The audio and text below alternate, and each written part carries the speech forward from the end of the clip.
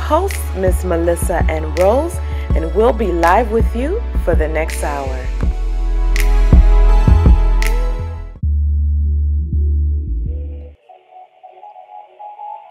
Good morning, everyone. Welcome to another episode of Chix Radio, where we trim the junk but keep So, it real. for my YouTube viewers, we're starting on the radio. There was a lag. So the YouTube is up first. So let's get ready to rock and roll. Good morning. Good morning. Good morning. Okay, so it's been a long week for us both, correct, Rose? Yes, very long. But last week's show was really awesome. Yeah.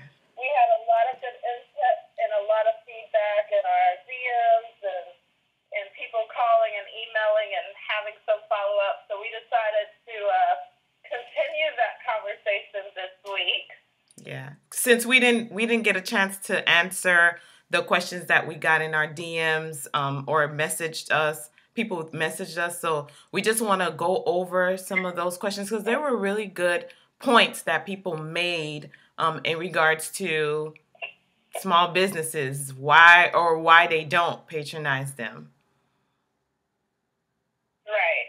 And I want to start by saying last week the bakery was a good example of a business that caused all kind of issues and what happens when we had a caller from Miami talking about how do they run out of food and how do they not keep their hours.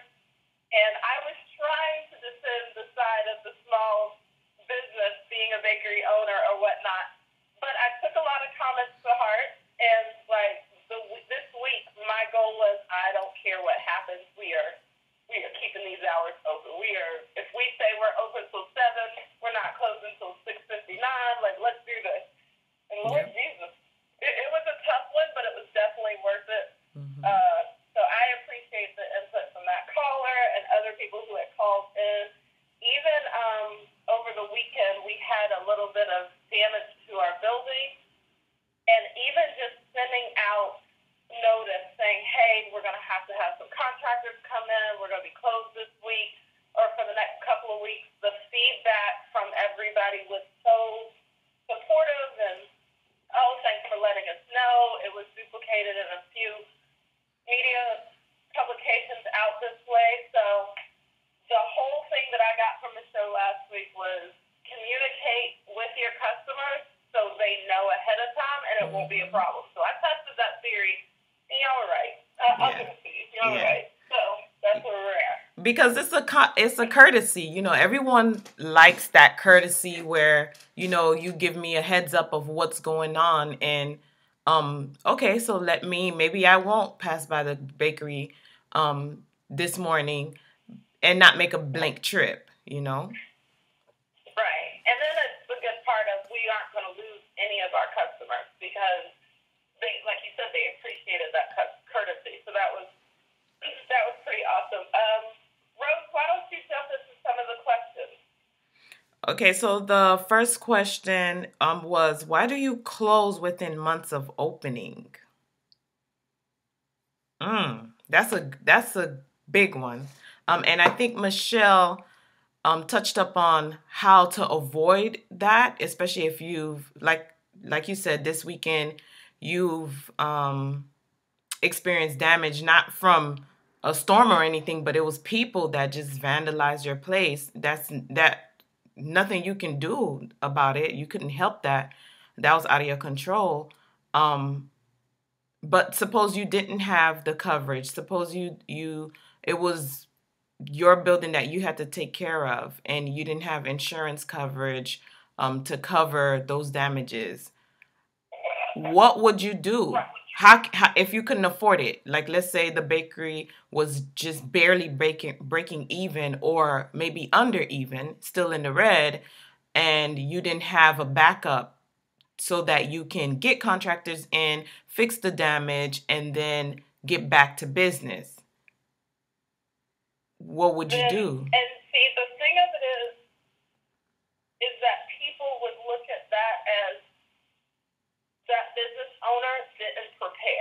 You Right. should have gotten the right insurance. So in the case this happens, then this, and this. Mm-hmm. But we said in a few weeks that life gets in the way. And sometimes as much planning and thinking and preparing as you do, you can't plan for when life gets in the way. And those are the cases where you may have to close down right away. You may have to. There's somebody else that owns a business in Florida, in Jacksonville, and they opened, and 6 months later, they got diagnosed with breast cancer. Now, is she going to be able to keep a new startup business while she's going through treatments and dealing with this, and this? No. But of course, in the eyes of the customer, it's looking like, oh, another person went in the business and didn't know. And Right. I think small businesses get a bad rap as, oh, another one closed in the first whatever. Well, let's focus on the ones that have, because those are extenuating circumstances. What about the ones Okay. that don't have, for lack of better words, an excuse? Right. And it was just not proper planning, you know. Well, I think you read all the books, you go to the SBA meetings, you go this and that, and you think, okay, this is what it takes to start a business. But there are things that aren't in the book that come up, and so yeah, you didn't plan for this, and this, and that could cause you closure. Or, well, an example is in DC. When you start a business, it's not as simple as going down to to the tax office, filing your claims and this and that. You have to go through your neighborhood councils and civic associations, and they have the ability to vote something off that could shut you down and blah, blah, blah. Mm-hmm. And if you didn't know about that and you didn't plan for that, there it goes. I wish I saw more businesses if in the first year or so they took a moment to pause and relook at their business plan and change up things and change this and go with the general flow and growth of their business. They wouldn't close right away. Yeah. And I think that even when you do have all these projections and forecasts, I believe that 6 months into the business, you should take a look at it, revisit that, and make adjustments. And then revisit it again in a year, and then revisit again, because so much can change within 6 months to a year to 2 years. So right. And I think people think that changing the plan is bad, but unfortunately, not everybody has the ability to make those changes and stay open at the same time. Right. So while we're closed for the next couple of weeks, we're looking at that as an opportunity to make those growth changes. See which direction are we going to keep going this way? Are we going to keep going that way? What are we doing about this, and this? And can we handle this, or this? So Right. I think it goes into your business plan isn't written in stone or blood, and you got to be flexible to go with it. Mm-hmm. That, and also I think business owners.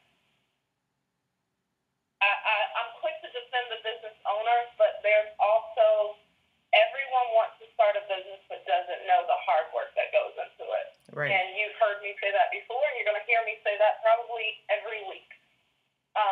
And I think people go into business with this beautiful plan, and in that plan, it doesn't involve them waking up at 2 in the morning and rushing to their shop, or dealing with mean customers all day, or dealing with working these long hours and blah, blah, blah. And then when they're in it, they're like, I can't do this, I'm tapping out. And honestly, to tap out of that after being open 3 months, 6 months, I mean, it's not a slap in the face for you.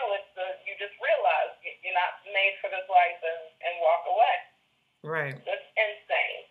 It's definitely being an entrepreneur or business owner.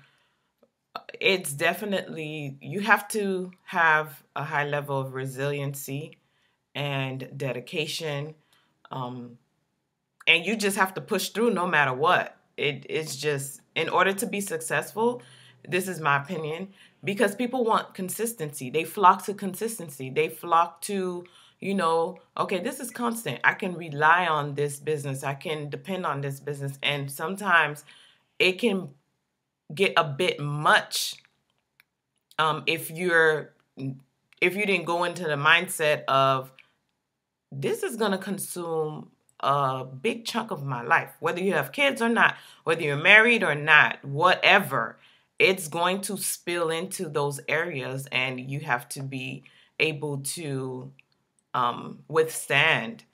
I was telling Melissa yesterday that, driving in my neighborhood, there was a black beauty supply store that just opened, maybe 6 months ago, and then a black barbershop.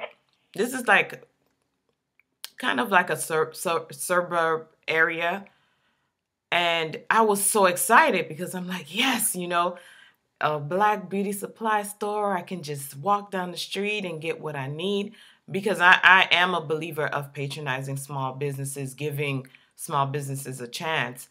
Um, and I just was so sad. Like, I was really, really sad to see that they both closed within months of each other because they were side by side. So I I don't know. It just made me feel really, really sad, that they had to close so soon.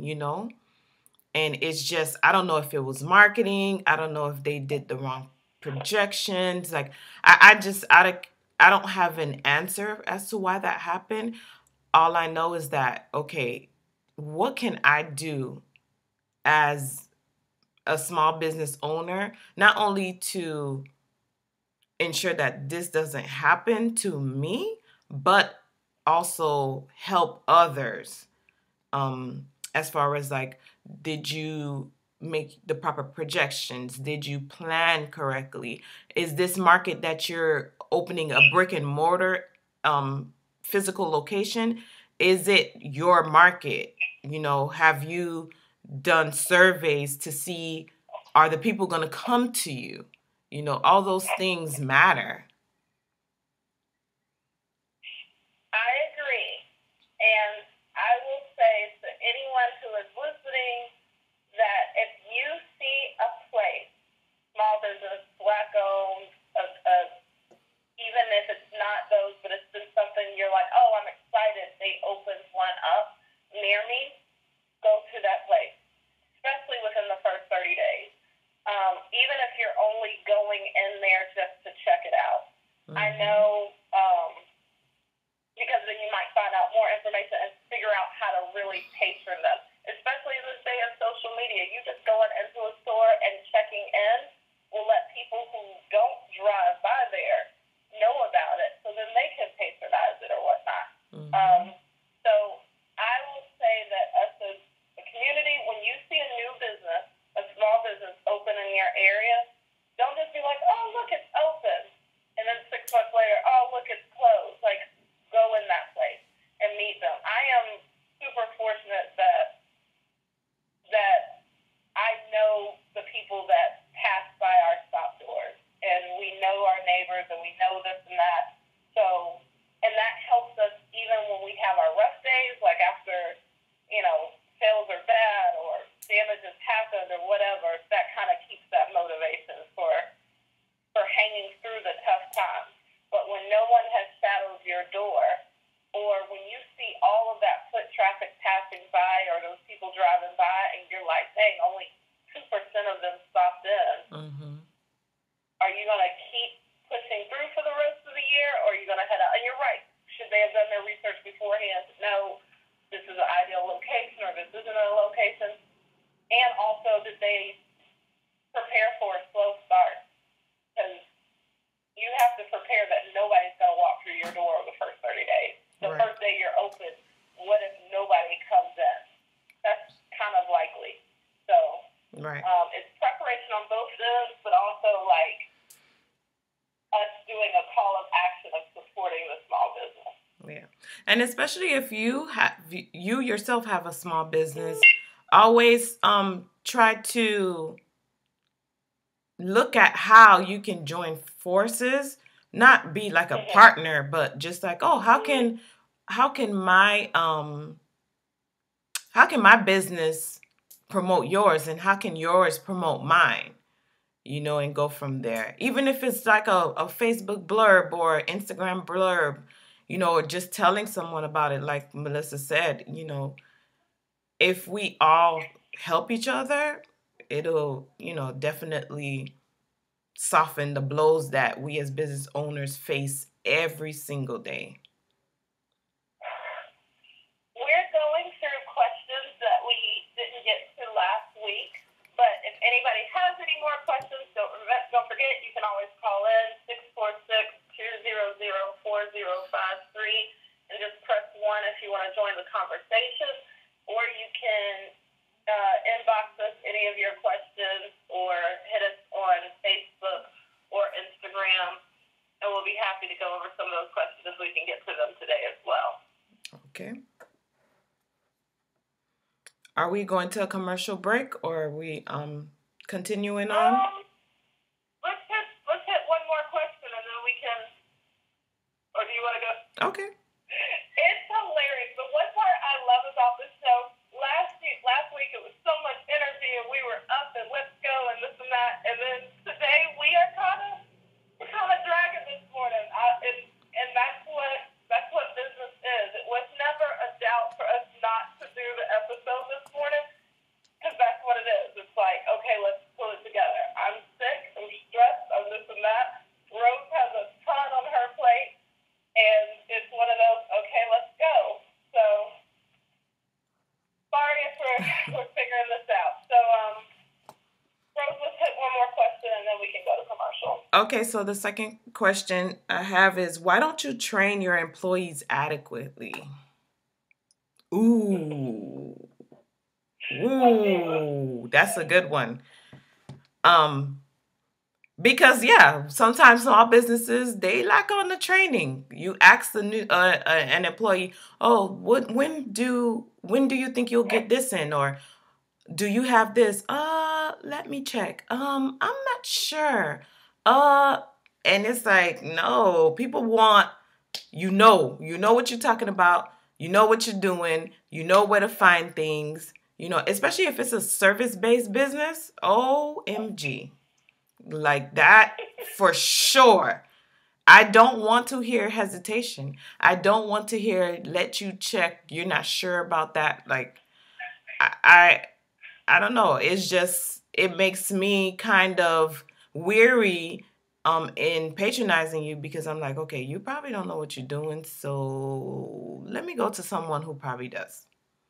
We talked about this week because, like I said, during this time, I'm redeveloping SOPs and this and that.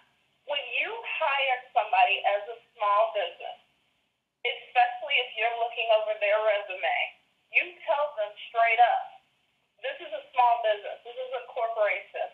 We don't have this training procedure. We don't have the luxury a corporation has.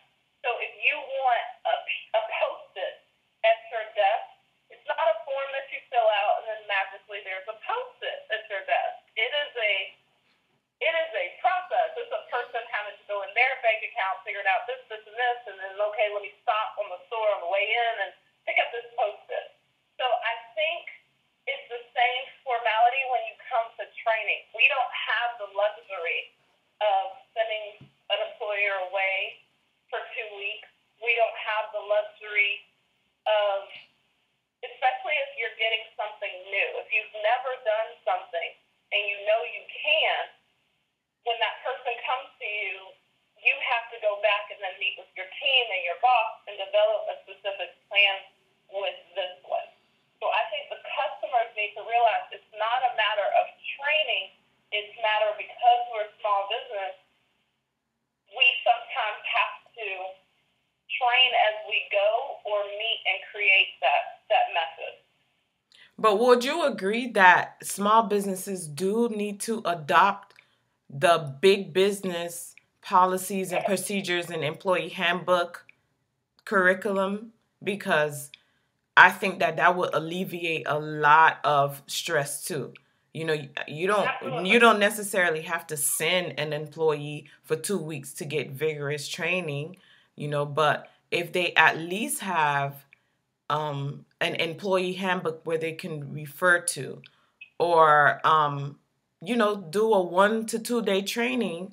I know that you say that you don't, as small businesses, you don't have that luxury, but make it. You definitely I have to make it a I've already. priority, because Oh, it's sorry. Go ahead. you definitely have to make it a priority, because even if it's after hours, you go through the employee handbook, policies and procedures. This is what happens if someone calls in. This is the chain of command to follow. This is what the procedure is, and even sometimes when you call in, um, whether it be a credit card or your cable service provider, sometimes you'll get someone that you know for sure that they're new, because you can hear them ruffling through the screens, clicking through the screens, trying to look for the answer of the question that you just posed. And sometimes, of course, if you get a seasoned employee that knows the different methods and procedures, they will be more likely to know the answer off the top of their head because they've had practice. But the point is that small business owners, I've seen a lot not put that in place, and you really need that. You need that employee handbook, you need the policies and procedures, and you need to go over it with your employees so that they understand that this is your brand, you're trying to develop it, and this is what the customer service, the customer feedback, all that is important, and that's what drives your revenue up. And see, but I think I agree 1,000%. I'll tell anybody that I work with, that I'm doing business consulting with, that honestly, your standard operating procedures, your SOPs, in my opinion, are more important than your business plan. That's your foundation. This is how we work. This is how we operate. But number one, we're getting into the differences between service-based and product-based business. When you come in and someone says, how much is a cupcake? It's $4. That's it. But when someone walks into Rose's office and says, how much to do my event, to one of her staff, it's not that she's not trained, but that staff has to take down all this information and then go back and sit down, because there's a lot of moving service parts. So it's not like she's not trained because she can't say 2,500. Mm-hmm. Um, Well, and in that instance, the employee should know, oh, okay, I'll be glad to help you. Let me get all your information, and we'll right, have someone send you a quote right over. isn't trained, because she's going back and saying, let me get information, and like you said, that sometimes perceived that she doesn't even know how much it costs us to do a wedding. Like, it's not that, it's just moving parts, and it's the customer's objective to know that things change. And then also, there's some training in some industries that you have to do on the job training. And it's not that a person isn't trained. Rose, she has a SOP for Bell events. She has this, I don't care what you say, one event planner from another. If you hire an event planner, you're not going to hire her, have her go through your employee handbook, train her in the office, and then hand her an event and say, and go. You're going to walk with her through that event, and that event is her training camp, right? Well, I have other event planners that work with me that I still am a big part of events that they lead on their own. And what they do is they take down all the information, specifications from the client, and say, okay, I'll prepare a invoice for you, a breakdown of the services, so you can look over. And then they follow that up with a call. In between that, they call me, we discuss it, we go over it. It might seem like micromanaging, but I think that that's very necessary. So you're gathering information, you're creating rapport with the client. You're not indicating that you don't know what you're doing. I'm talking about, someone that don't know what they're doing. For example, if an event planner took down, okay, what's the date? What's your name? And what type of event? Okay, we'll get back to you.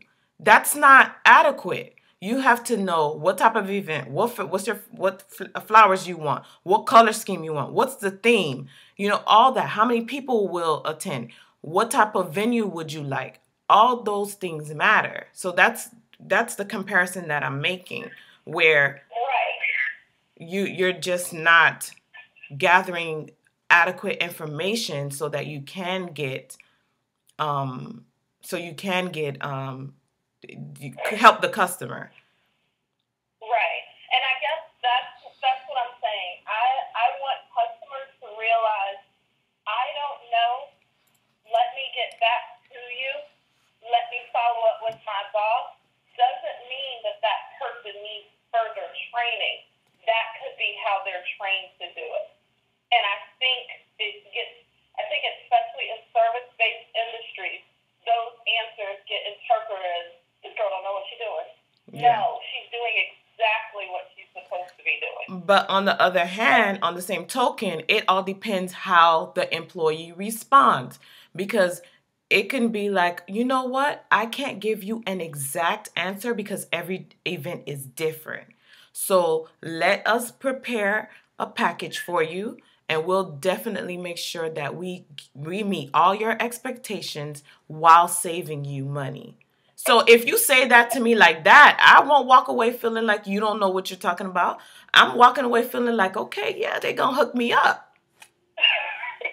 So we don't need training in our services. We need training on how we answer, this is the way we service you. Right. Because you could be the top event planner, but how you respond, it makes the difference onto whether or not someone patronizes your business or not. How do you build rapport with the client? How do you gather the information? How do you make them feel confident in your services and your ability to execute what they come to you for? I love it when we agree. It's a rare, beautiful moment. Yeah. Either way. All right, we're going to go to commercial. We have a few questions that are coming through right now. Don't forget, if you want to join the conversation, 646-200-4053. Or you can inbox us on Facebook or Instagram, or you can even post directly to one of our pics on Instagram, and we will try to get that stuff today. But we'll be right back.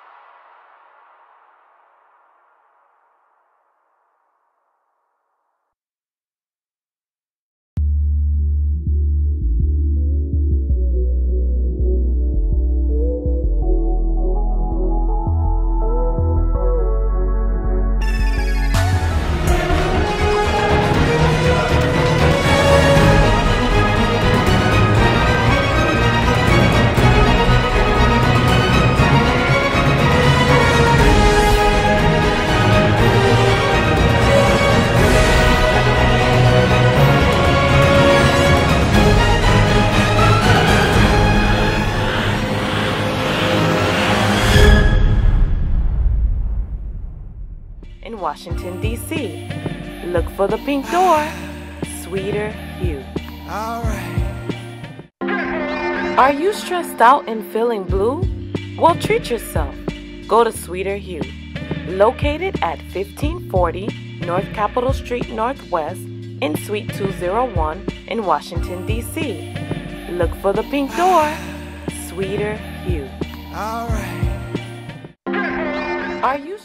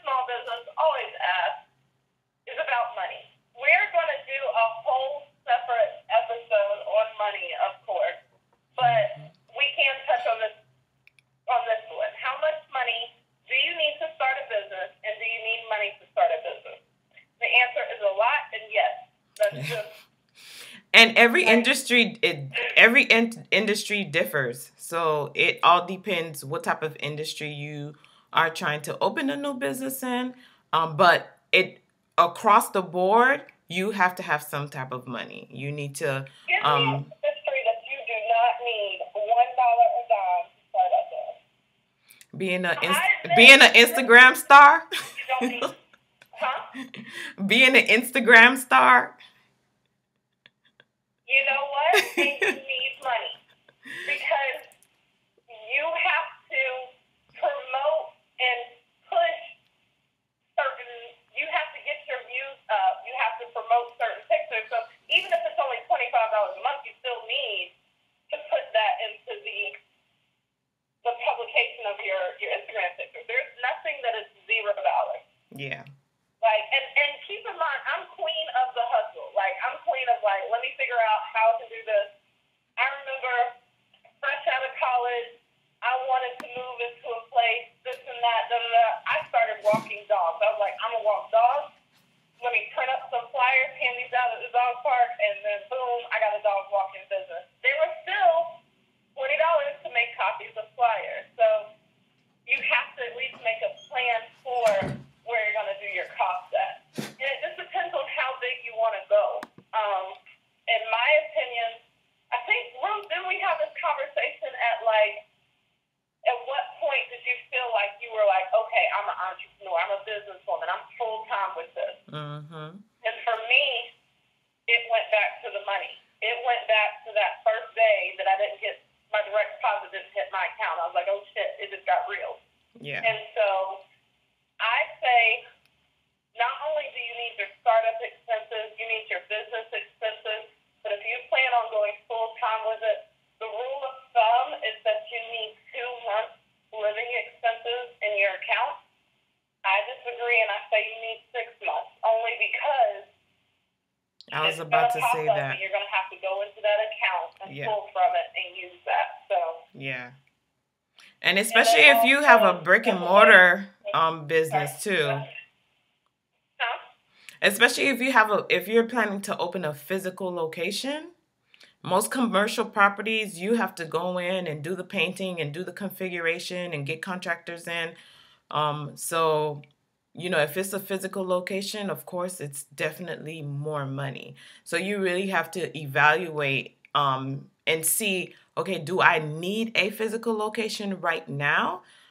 You have to look at the different laws, local laws, your state laws, and see what is it that you need. And that's why I say, and I feel like the business plan is the most important, the number one thing that you need, because the business plan answers all those questions, or it kind of guides you to get all those questions answered so that you can have a snapshot of, okay, am I being realistic? Can I do this right now at the point in time of my life?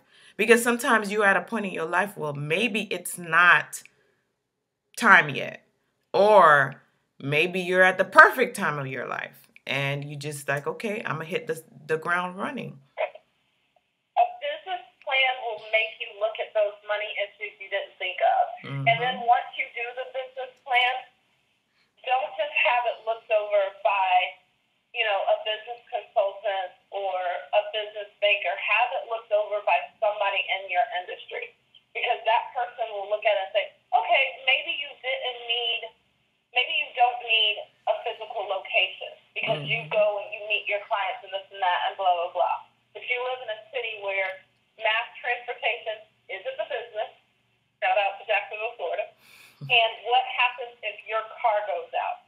So in your business plan, you have to have the contingency of your car goes out. Do you have an account with a rental car company? Do you have enough in your account to hurry up and repair your car in the case it goes out? Do you have this? So not a lot of people need to realize that in their business plan, their financial contingencies are in that, and also it'll help you prepare for those little things that let you know. In reality, it'll only take me $2,000 to start up this business, but wait, if this, and this goes awry, then I won't have the money to keep it going. And then we're back to questions, why are we closing after 2 seconds? Yeah. So when it comes to how much money you need, know your industry and plan for the worst and hope for the best. Yeah. Yeah, I definitely agree with that. Rose, So it's I think that we'll be able have one more to. question before we go into our other stuff. Yeah, I think that that episode definitely, I'm looking forward to it. Just so that people, we can go through the steps of opening a business general, because there are some states that require less than others, more than others. But I think that that would be a great show, especially for people who are aspiring to open up their own business, or feel like they want to open up their business but don't know if they have what it takes. And I just want to put a disclaimer out there too.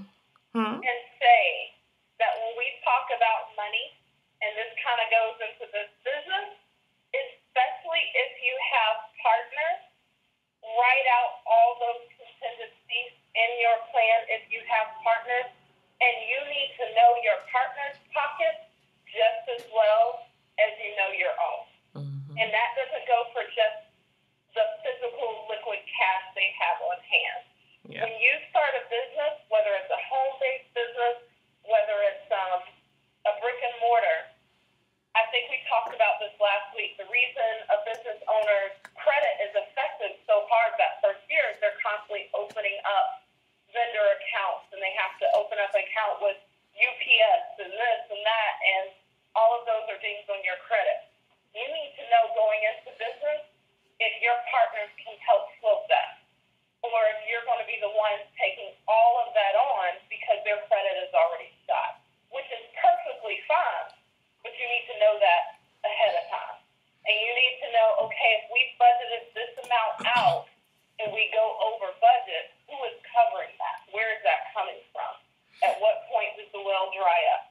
And I also want to say that, my father-in-law always told me, you have to evaluate if you even need a business partner.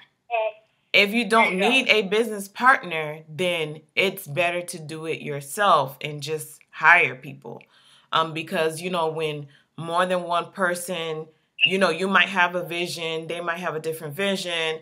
You might want to do things one way, they might, so it all depends. Like, if you are going to have a business partner, you better make sure that you guys are on the same page. You both have to have that, okay, I'm going to do whatever it takes to save this business or to keep this business going. And the foundation is solid. And like you said, you have the assets to carry it through, to so that you don't end up like these businesses that are closing within 6 months. Sometimes a month, because I was reading an article in a financial magazine where a restaurant owner had gained, different notoriety. And so they opened up a business and the restaurant closed within a month, 2 months. And I'm like, whoa, was that like the projections overreached, or what was it? And the different investors and business partners, everyone pulled out. So it's kind of like I couldn't float by myself. So, all those things you have to take into consideration and think about it before you move forward, whether you're going to do it by yourself or with a partner or partners. Right. There's definitely pluses in having a business partner. I think in a previous episode, Rose and I were discussing if those partners could be friends and family or not, and this and that. So there's pros into it, but it won't work unless everybody is 100% honest about everything. And I don't think it's natural to be that way.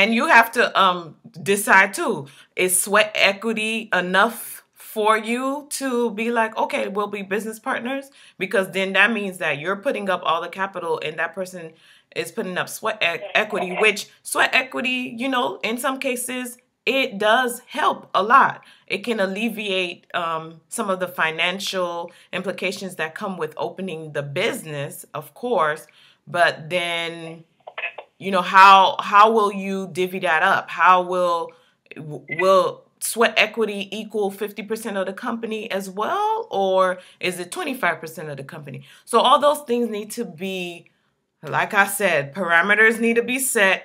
Everyone needs to agree. Whether you've been friends for a year, a month, 20 years, it doesn't matter. Contracts need to be written, because sometimes you could be like, yeah, I'm gonna do it. And then down the line, I never said that. Oh, yeah. Turn to page 2.5 in the contract where you initialed and then signed at the bottom of the page saying that you agreed to this. Right. So. And you're absolutely right. Sweat equity isn't. It's not the same as cash. I'm not saying it's less valuable or more valuable. I think less. But at the same time, it can be turned on and turned off. Once you make that deposit of cash, it's there. Let's use it. Let's go. Mm-hmm. But when you're counting on somebody's sweat equity, that person has the option to start getting lazy with their work. That person has the option of just not showing up, or just quitting halfway through. No skin in the game. Yeah. Sweat equity is something that now that I realize should be factored in on the back end. You earn that as you go. And there's different methods of doing that, but it goes into knowing and trusting that person. If someone knows, okay, Miss Melissa's the type of person, she's going to roll up her sleeves, she's going to get it done, she's going to do this, or this, regardless. Yeah. I still have to show that. I have to prove that. I have to do it. And then also bring in other factors. You can be the most hardworking person, but if you get sick and you're out of commission, then there's nothing you can do about it. And you need to let that person know, especially if they're counting on your sweat equity, that you're prone to getting sick. You're prone to, you have a chronic pain issue, or you have kids, and kids bring home germs all the time, so they're always sick, and you have to call out, and you have to take all that. And it seems like we're getting off the subject of money, but your time, your effort, and your energy is money. Yeah, because for me, I think sweat equity. I place value on sweat equity. Just because I'm going based on my own experiences and what I know I bring to the table. But I also think that sweat equity should not be the sole thing that you're bringing, but you still have to bring some type of financial capital in addition to the sweat equity. Do we have any callers on the line? We do. We have Monique from DC on hold. Let's bring her in. Monique, are you there? Can you hear us? Yes, I'm here. Hi. First, I'm going to say thanks for taking my call. I just want to know what advice do you have for someone like myself? Like, I'm a young entrepreneur who used to dance, and I absolutely loved it. I'm sorry, I'm actually driving right now, so I absolutely loved it, and I wanted to offer and extend that opportunity to other women as well. But I am of Christian faith, and I wanted to plan out, like, what it would cost to have my own strip club, or, like, mobile strippers. And my family and my friends, they're, like, turning their nose up at me and everything like that. So I'm really, really frustrated because I need their equity in order to be able to be successful and to hire the individuals that I need. So I know you guys are talking about planning everything out and, making sure that because I don't want to shut down after 2 months of having my dancers out there or whatever. But, like, it's just very, very hard doing this without the support. And it's like, I mean, I know that I'm saved and all that or whatever, and it's like, I'll be fine. Like, you know, just cover on my sins and stuff. But I don't think that, you know, what I do is like it's gonna like ban me to hell or anything like that. But you know, not to get all religious or anything like that. I'm just saying it's like nobody wants to support me in my vision. And I mean, I don't know, like if you guys have any suggestions of who I can, you know, like I love it. Talk to you about. I love it. Christians don't have to go. Girls, that's a whole different conversation that Chix is all about because me and Rose have that conversation quite often. And this is a prime example of, first of all, you need to know whether or not that is this what you want to do seriously, and do you have the capability to do it on your own? Because you said yourself that you're not getting the support or capital from the people that you lean on or you trusted to or you thought would give you that support. But if you're not getting it, do you have the capital? Do you have the credit? What are your projections? You don't want to close in 2 months, but what homework have you done to see whether or not you want to do this on your own? Can you do it on your own? And Monique, if you already know in your business plan and the way the model you have it set up that you're going to need capital from other people, you need to, instead of trying to convince your family and friends to donate something that they don't morally agree with, which is totally fine, then you need to cast your net wider for the capital. Yeah, angel investors, private investors. Shoot, go to Shark Tank. Outside of that box. And especially in DC, they're there. But you have to prepare everyone. It was old school that go to your friends and family for investing in equity. I think now in the days of social media and pushing networking, you can find equity and investors outside of that box. Or you might have to get creative with your business model. And their ways of doing it. I'm not saying this works for all business models, even yours. I am not giving business advice on the phone. But I'm saying like you could look at someone who wants to own a hair salon, wants to go out, buy a hair salon, build all this in there. He realizes he doesn't have the $200,000 to open up a hair salon.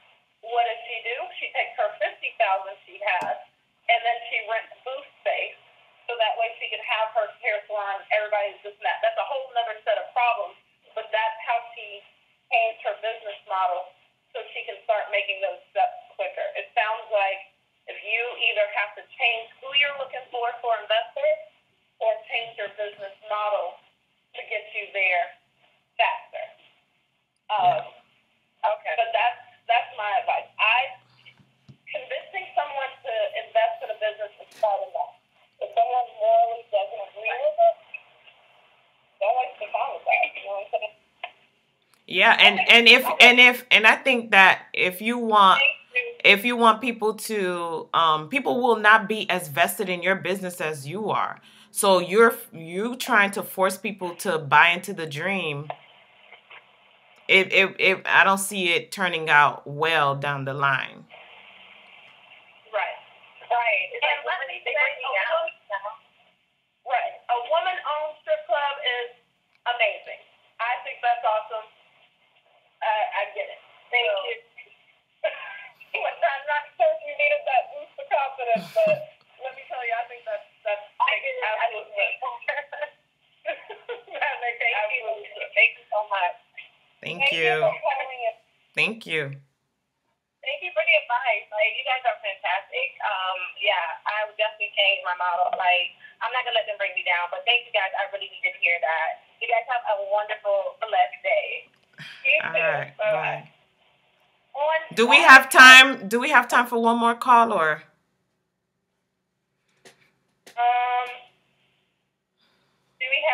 Do we have someone on hold, or do you want to go to Rant and Rave? Oh yeah, we're pressed for time.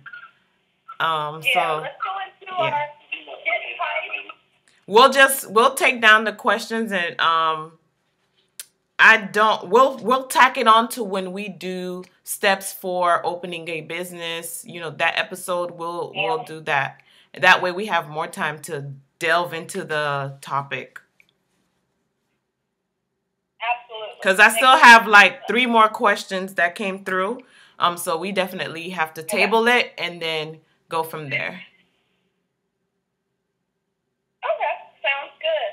So, looking that we have 5 minutes left, I think we want to go into our rant and rave. Yes, ma'am. You go first. Go ahead. I have a rant. I don't know if who watches The Real. I don't watch it. I don't have time to watch it, but I've seen my timeline flooded with Jenny May saying that she's divorcing her husband because, she doesn't want to have a baby. He wants to have a baby. And I'm tired of it. I don't understand why she feel like she has to explain herself. Girl, that's your private life. Like, why are you explaining to people who don't pay your bills? It's none of their business what happens. Okay, she don't want to have a baby. She doesn't want to have a baby. Not everyone grows up and wants the princess wedding, wants the 2.5 kids and a dog and a white picket fence. Everyone's different. So I really think that people should just respect her and just leave her alone. And I just wish that she would just stop explaining herself to people. Like, that's so what? That's none of their business. Maybe I don't know. Maybe I don't know the protocol for being in the media, but I just would be like, mind your business. Mind your business. It's my personal problem. I'm not gonna talk about it, so whatever. Okay, I finally get to play devil's advocate and be the bad guy to you. I'm loving this. So I actually had this conversation with my mom. It wasn't over her, but it was over celebrity and why do they feel like they gotta explain? Why do people feel like they have to invite them in their personal life and this and that? Mm-hmm. My mom was like, because she has her life because of us. Like, yeah, you do get to explain like what's going on. I don't even know who you're talking about. Who is Jenny Person? Give me a movie or something. Does she have a song? I don't know. I don't know anything about her. All I know is I saw it on my timeline.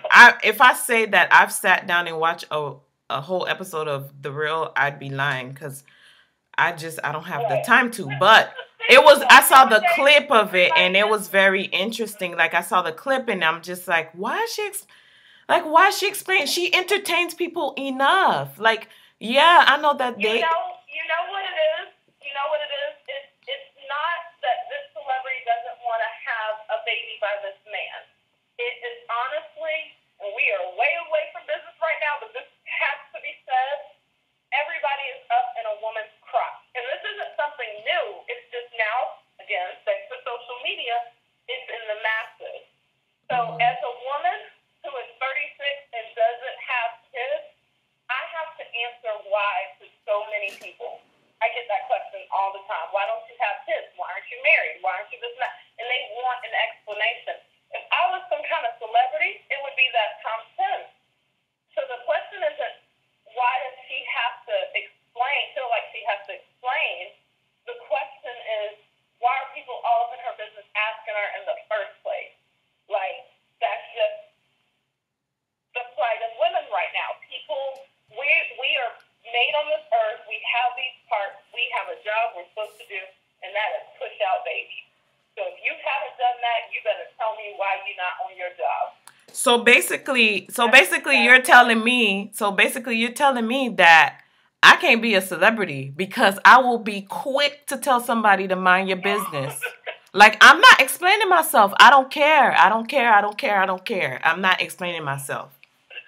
Too bad. What I'm telling you is that I'd like you to walk around with me for a week and you be my spokesperson to give that strong side eye when people are like, oh, so another year, 2017's closing out, and we still ain't got no babies from you? Wait, what? Like, yes, that's what life is. That is the plight of a woman. I'm just Well, So yeah, I mean, that's a I don't full rant know. that I'd be happy to join in with you on. I get it. I get it. Mine, um, mine started as a rant, but it kind of went into a happiness. So, like I mentioned on the show, last weekend, Howard Homecoming, yay, Bison Nation. I have no issues with them, but there was a party. And as a small business owner, has a brick and mortar on the block, I get a call from one of my regular customers at midnight. The reason this customer has my number is because we planned the children's, at the bakery, we did like a special tea for his daughter and this and that, so he had my cell. But I love, again, it goes back to what we said earlier in the show, just know the local businesses in your neighborhood. Even if you don't shop with them, know them. Because from the moment he called me at midnight, I got 3 more calls before I got down to the stop, which was only a 10-minute drive. And so by the time I got to the stop at 12:30, over 600 kids, all this foolishness going on. The neighbors stood outside with me. They were awesome. One called the police when they found out that I didn't know what was going on. They were just super helpful. A couple stayed and helped me kind of clean up some of the mess. The next night, they kept an eye on it again to make sure we weren't having a rehash of the same problem. Like, you can say what you want about, yes, I would love to have this giant bakery that's franchised in all these different cities across the country, but I love that I have the support of the neighborhood. I love that whether or not they bought anything from me, everybody around that block knows me, comes by and actually looks out for me. You don't have a lot of that this day and age. Or maybe you do. Maybe that's another thing media is trying to make it sound like, oh, neighbors don't support each other, community doesn't support each other. As a Black businesswoman in a Black community, I want to say that they were uber supportive, and I was very hyped. I've been so stressed about everything that I have been sick. I had to put out a notice, again, taking heed from last week to say, hey, we're going to be closed for the next couple of weeks while we have contractors in and come to refurbish everything and this and that. We're planning this big grand opening that's geared around this time, blah, blah, blah. And everybody was so supportive. I mean, like, I've had people in my inbox, people emailing me saying, we still got you. Thank you for letting us know. Let's have a paint party. We'll come and help you repaint. It's just been awesome. And you don't get that little Mayberry Farm feel all the time in DC. And it's good that on North Capitol, it's definitely there. So that was my get hype. And also, that goes even to Rose. I was on the phone with her at 1:30 in the morning, ready to fight everybody. She was talking me down the entire time. This girl was like, Melissa, I need you to calm down. I need you to calm down. She was, I'm in the middle of the street just hollering and cussing out everybody. So, Rose, my neighbors, the police officers, everybody was super awesome. And y'all are it could have easily been a rant, like, oh my God, why does this happen? And this is why we can't have anything and blah, blah, blah, but it's just the opposite. I feel like this is why it will stay strong, we can't have it because of stuff like this. So, yeah, definitely was a plus. Definitely was a plus. Yay! So we've come to the time where we have to go. 1 hour seems so. Actually, wait. We are going to let a comment come in. Jump in. We're going to let one comment come in really quick from TJ. Let's go. Are you there? Good morning, ladies. Can you hear me? Good morning. I hear you. Can you guys hear me okay? Yes, we hear you. We hear you lovely. Great. First of all, let me say this is the first time I've done this. So let me say congratulations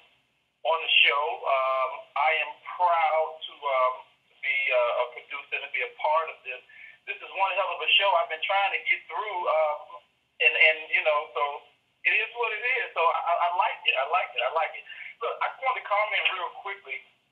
Rose, you had talked about your rant with Jenny on The Real. Mm-hmm.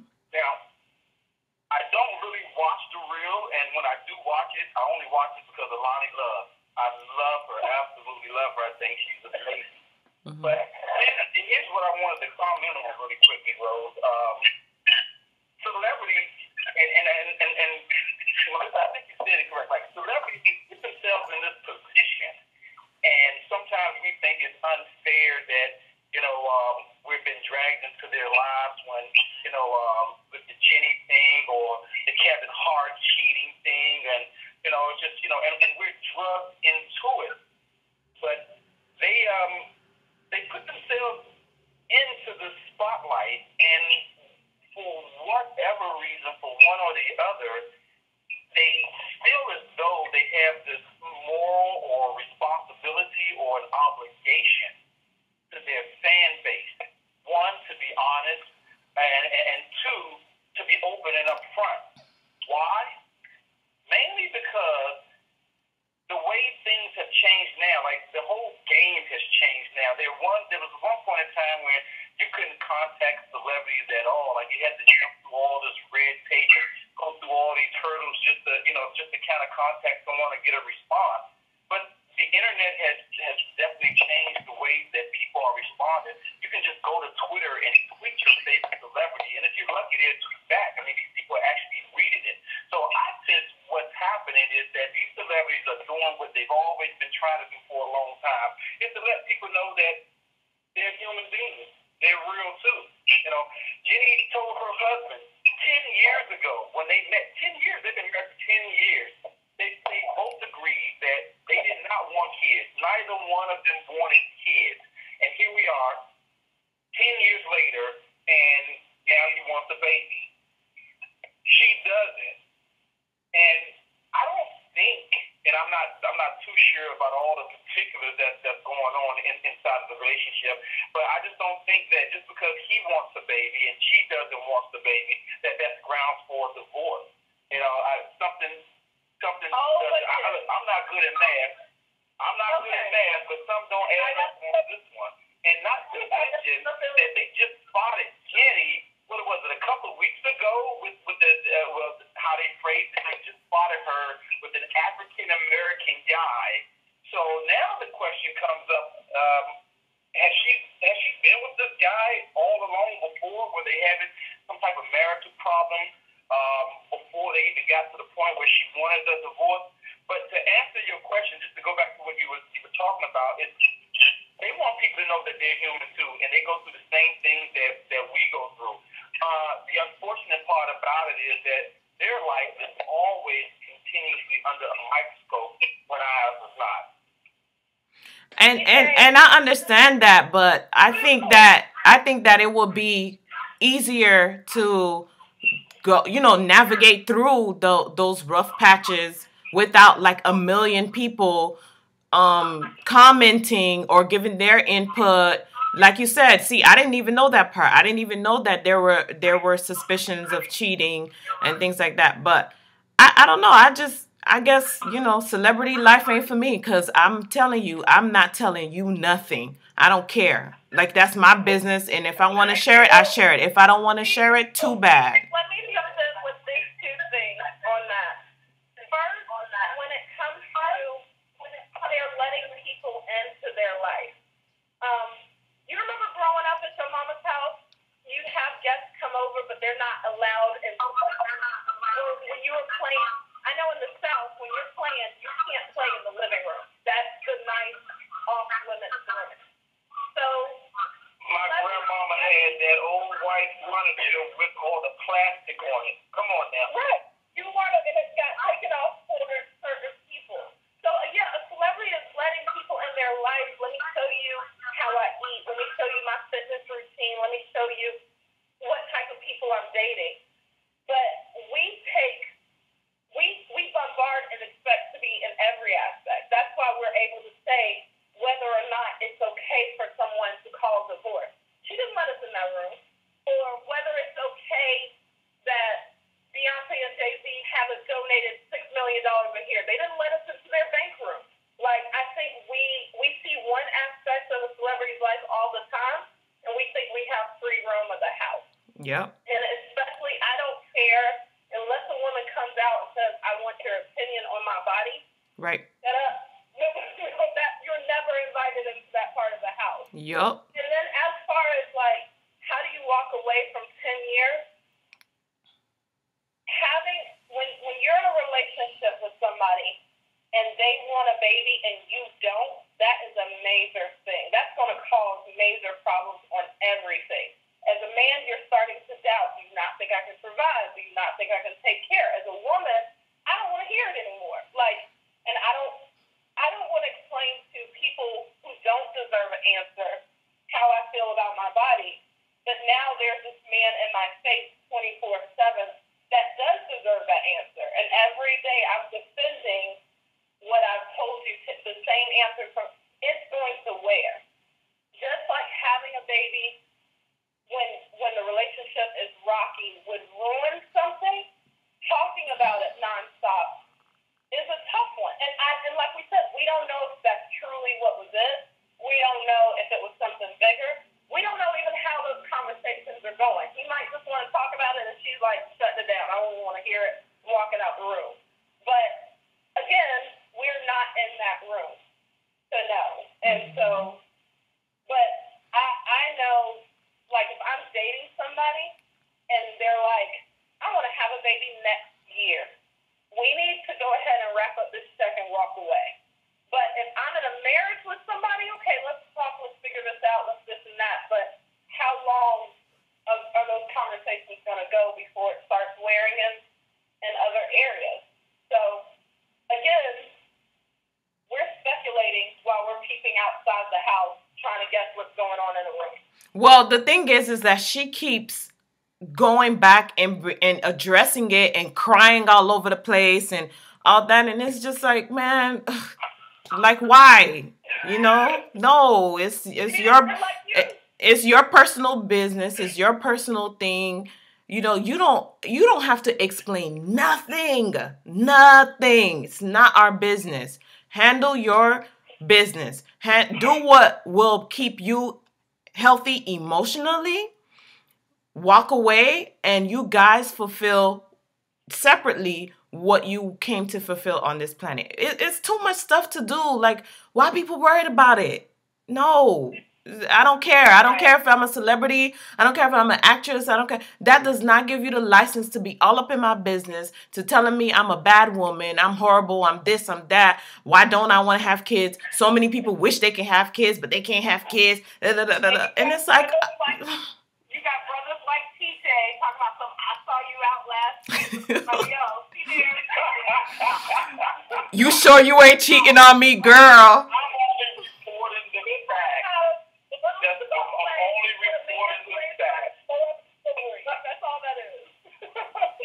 Hey, look, Rose, Melissa, I thank you guys for at least letting me get an opportunity to chime in. So I'm going to go ahead and just sit back in the week pretty quickly. But before you guys get out of here, you do have a call on the line if you want to take it. Just let me know. I can patch you through. Let's go ahead and take it. Go ahead. All right, this is Magna calling in. Hi, I just wanted to include a comment on this rant. All this could have been alleviated if, they just didn't get married, because she voiced and vocalized in the beginning that she didn't want kids. This is nothing new. He probably thought she would change her mind, so we enter marriages with the expectation that we can change someone, and then it leads to this. But I do agree with Rose that she owes no one her business, and it just doesn't need to be said in the media why you're divorcing him. Like, that is your own business. But that is it. Yeah. Yeah. And I think a lot of people start off like, yeah, I could change their mind. I could change the person. I can change this and da da da da da. And I'm always going to refer to my father-in-law because he always imparts wisdom on me, whether it's solicited or not. I still love him for it. But he's like, you can never change anyone. I want you to remember that. Okay, Rose? You cannot change anyone. I'm like, so that's true. If before we went down the line, we decided we're not gonna have kids, then you want to change the game up on me? Like, nah, man, fam, I already told you. I don't want no kids. Like, what's up with that? What's going on? That's not fair. And now they dragging her for that. She's getting dragged, and everybody, everyone is sympathizing with him. Magdalene Rose, I have a question. The caller came in. You said she doesn't owe anyone any answers. What do you do when people keep asking a question quick or either start speculating the untruth? At some point, you get fed up and you like, you know what? Y'all want to keep asking? I'm going to tell you why. Let me just go ahead and say it. So is you have to have a certain type of personality to keep on ignoring what's being said. Melissa, I've learned a long time ago, it doesn't matter if you say something or if you don't say anything. People will still draw their own conclusions, so I'm just not going to say nothing. Make up your own mind. I don't care. Because it's like, whatever, I'm going to live my life, I'm going to do me, so whatever. Think what you want to think. I don't care. Fine. Be happy with it. Magda, are you still on the phone? Yes, I'm still on the phone, and I'm sure people will, like the producer just said, she had a friend on the side, and all of a sudden people are saying she has, someone he's talking to. Thank you. There's fake news out there, as number 45 always remind us. Thank you. Thank you. It doesn't matter. You defend yourself, they'll be like, oh man, she lying because I seen her with Tyrone coming from dinner. Oh man, she lying. She just, using it as a scapegoat. No, I'll keep my comments to myself. I'll tell you what, you draw your own conclusions and have a great life. I'm that person that was invaded and pulled out to the street in a heartbeat, and especially if they're talking about my body, I would be baited into answering too. What I have a problem with is people not accepting those answers. She said, we're getting a divorce because he wants kids and I don't. People are still like, nah, it's because she want to see Tyrone over here, and I'm mad we already gave this man a whole other thing. He already wants to start taking his brother over here, and that's what it is. So I just think that when you put somebody, then fine, they're going to step up to the mic, they're going to say what they have to say, but then what are you going to do? Are you going to take it and run with it? Are you going to keep talking? Are you going to... I'm that bait person. For me, this podcast even got started for me. Me and Rose had different reasons and this and that. A large reason for me is I had some stuff to say. And it was definitely Melissa, you don't have to address those people. They're going to say what they're going to say. They're going to do what they're going to do. I got to table her every time. Listen, it's not going to matter, Melissa. Keep your eye on the prize. It's not going to matter. Whatever. Y'all want to talk about it? I'm going to give you something to talk about. Let's go. Or even at least talk about what you know. Y'all, if people are talking and they don't know what they're talking about, let me go on TV, let me go on my Instagram, let me go on the radio and tell you the truth. So if you don't talk about me, at least get the shit right. That's how people feel. But Melissa, the point is they still won't get it right. They still will draw their own conclusions. They still won't get it right. So it doesn't even matter. But this is getting our executive branch in trouble now because the need to always go on Twitter and social media to clap back is unnecessary. Yep. But people are going to think what they want to think. Mm-hmm. But you're getting into the difference between our president, who has a million other things to do than talk about this, or this, and get faded into stuff, or are we talking about a celebrity who is talking about her body? You know what I'm saying? Like, what Trump's doing, that's a whole different... We don't know what he's doing. But, I mean, that says a lot. He's acting like he's a pop star and not a president. He's getting on Twitter and Instagram starting beats that are going to start wars. I mean, but y'all can say what y'all want to say about him, but the fact of the matter is, he don't care what people say. And he clapped back. I think he just clapped. He claps back to ruffle people's feathers. I think he does it to ruffle feathers more than he really cares. That's what I think. My personal opinion. No, he cares what people say because in his head, God, we're so off. But in his head, he's the great almighty, right? Mm-hmm. So everyone's saying otherwise, he can't deal with it, and he's actually arguing. He's thinking all this clap back will have people go, oh, dang, you're right. You are great. You are the best. Well, we love you. And it's not. It's making him look worse and worse. But I think that's a matter. There's a difference between caring and a difference between being petty. And I just think that's the pettiness part. Oh, now. Come on now. You know I'm queen of the petty. Don't make it seem like petty's already done. Come on now. You need a petty as soon as I'm free. Don't be like Trump right now when I'm being petty because I'm going to be mad. That's going to start some problems. All right. Well, thank you, Magda, for calling. I did have one more question. I had one more question that I wanted to get in before your business side, but then y'all went into the rant. So would y'all be able to answer one more question for me? Sure. Go ahead.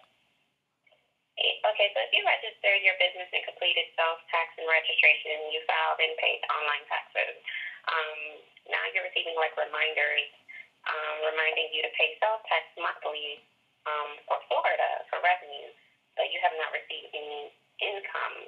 Do you still have to file? Yes, you have to let them know. You have to file and say no. Yeah, you have to let them know that you had no revenue, but you still have to file, or they will make up an amount for you. Girl, and that amount is no joke. Yep. I had to learn the hard way because I'm like, oh, I didn't make anything. I don't have to do it. This was my first year in business. Oh, yeah. Oh, yeah. I'm like, I didn't make this. I wish I did. Yeah. Right. Magda, when did you start your business? Can I ask, when did you start it? Yes, earlier in April of this year. April of this year? Mm-hmm. Then what I would advise doing is you can go down to your tax office, or you might be able to do it on sunbiz.org, and you tell them that you want to file and pay annually, because maybe they're asking you about it because you're on the end of the calendar year or fiscal year, so in their eyes it's looking for behind, like you're behind. Mm-hmm. So you decide which one you want to do. If you say, I want to do it on the calendar year, and then in February you'll have to report that in 2017 you didn't make any income or whatnot, or this was the income you made, this is the sales that you generated or whatnot. If they're already sending you notifications, then you must be on either the calendar year, because we are wrapping up. It is about to be November, but that's still really early. Government's never early. Yeah. Or you could have accidentally filed and said that you were semi-annual, and so in their eyes, you're already behind on your 6 months. Yeah. So first figure out which one you're registered under, and then make sure you go in. And yeah, make sure you handle it, because they just going to be like, they'll make stuff up for what you. They do is, from what I was told, is that they pull that number from your previous taxes that you made while you were an employee. Yeah. They're figuring, if you started your own business, then you must be making what you made when you were working somewhere else. No, bruh, I'm not. Yeah. Make sure you go down there. That's good to know. Yeah, that's exactly what happened to me too. And also, visit your local neighborhood office because they have so many resources and people that are there to help you and to guide you through the different steps. So make sure that you do visit your local office and ask questions, and they are wonderful. They're more than happy to help. Okay, thank you guys. I really appreciate it. All right. Thank you for calling in. We really appreciate it. I like when we have a good rant, because then TJ lets us go over on our time. I know. We're like 30 minutes over, but it's okay because it was good. It's your rant that did it. So either